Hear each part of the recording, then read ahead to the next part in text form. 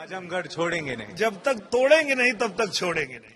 दिनेश लाल निरहुआ वो नेता जिन्होंने पिछली बार हुए उपचुनाव में समाजवादी पार्टी का गढ़ अभेद्य किला ढा दिया। हम बात कर रहे हैं आजमगढ़ की।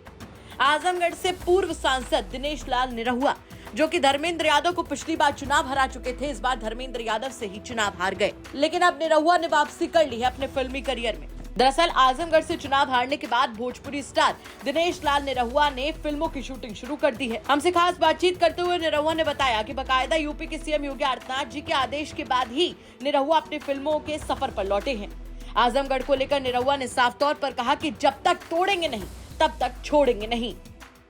मुझे लगता है कि विपक्ष का जो झूठ था वो हावी पड़ गया और जनता के अंदर वो जो भ्रम बैठ गया, उन लोगों ने बड़े ग्राउंड लेवल पे जाकर के ये झूठ फैला दिया कि अगर मोदी जी फिर से आएंगे तो संविधान बदल जाएगा, आरक्षण खत्म कर देंगे, चुनाव खत्म कर देंगे। ये सारी जो झूठ उन्होंने फैलाया, उसको कहीं ना कहीं जिस तरीके से हम लोगों को अटैक करना चाहिए था उस लेवल पे हुआ नहीं। और निश्चित रूप से जो खटाखट पैसे देने की बात किया था राहुल गांधी ने, वो भी कहीं न कहीं जनता के बीच में उनका काम कर गया। पर मैं ये बताना चाहता हूं कि देखिए, झूठ और फरेब बहुत दिन तक नहीं चलता है।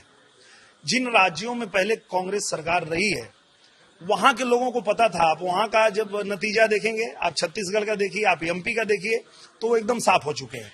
यूपी में लंबे समय से कभी कांग्रेस आई नहीं, रही नहीं, तो वहां के लोगों को इन झूठों के बारे में पता नहीं था, अगर सीधे सीधे कहा जाए तो, और इनके झूठ में वो फंस गए।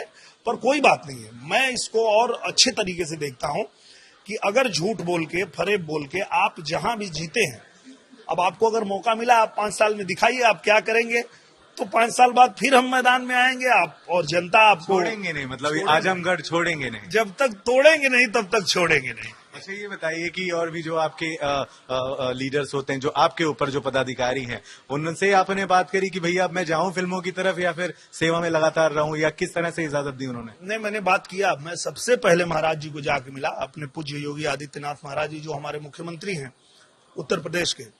तो उनसे मैंने कहा कि आप बताइए आगे क्या आदेश है। तो उन्होंने कहा कि आप अपना फिल्म करते रहिए और समय जो है वो आजमगढ़ में भी देना, आजमगढ़ को छोड़ना नहीं है। अगर आजमगढ़ में शूटिंग जब चलती रहती है तब तो हम रहते ही वहाँ, लोगों से मिलते ही रहते हैं। पर अगर मान लीजिए कभी हमें मुंबई में शूट करना पड़ा, किसी और अयोध्या में करना पड़ा, बस्ती में करना पड़ा, तो भी 2 फिल्मों के बीच में हम 5 से 10 दिन वहाँ निकाल के रहेंगे, ताकि वहाँ क्या चल रहा है उस पर भी हम लोगों को काम करना पड़े। वहीं निरहुआ ने ये भी बताया कि वो धर्मेंद्र यादव के सांसद बनने के बाद ज्यादा कॉन्फिडेंट हैं।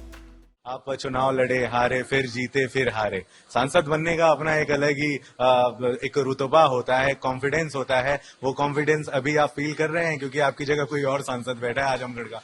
और ज्यादा कॉन्फिडेंस है। उसका कारण ये है कि मैं ये जानता हूं कि जो हम लोगों ने 2 साल में किया है, वो अभी आगे आने वाले 50 साल अगर वो सांसद रहेंगे तो भी नहीं कर पाएंगे। अच्छा। तो इसलिए ज्यादा कॉन्फिडेंस है कि हमने उसी आजमगढ़ में 2 साल में जो किया है, हमने वहां पूर्वांचल एक्सप्रेसवे से आजमगढ़ को जोड़ा है, हमने वहां विश्वविद्यालय बनवा दिया, हमने वहां संगीत विद्यालय बनवा दिया, हमने वहां जितनी सड़कें थी वो सब बनवा दिया।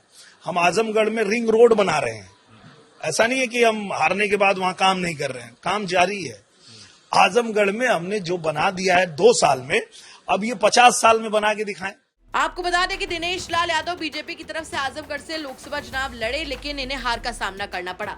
वैसे एक्टर इस वक्त मुंबई में है और संकल्प नाम की फिल्म की शूटिंग भी कर रहे हैं। धर्मेंद्र यादव से चुनाव हारने के बाद भी वो कॉन्फिडेंट है और अपनी अगली बार की बारी का इंतजार कर रहे हैं। यानी कि दिनेश लाल निरहुआ पूरी तरीके से कॉन्फिडेंट है कि उन्हें एक बार फिर से आजमगढ़ में बीजेपी की ओर से मौका दिया जाएगा। बाकी आप इस खबर पर क्या कुछ कहेंगे, कमेंट करके जरूर बताएं। यूपी तक के लिए मुंबई से धर्मेंद्र दुबे की रिपोर्ट।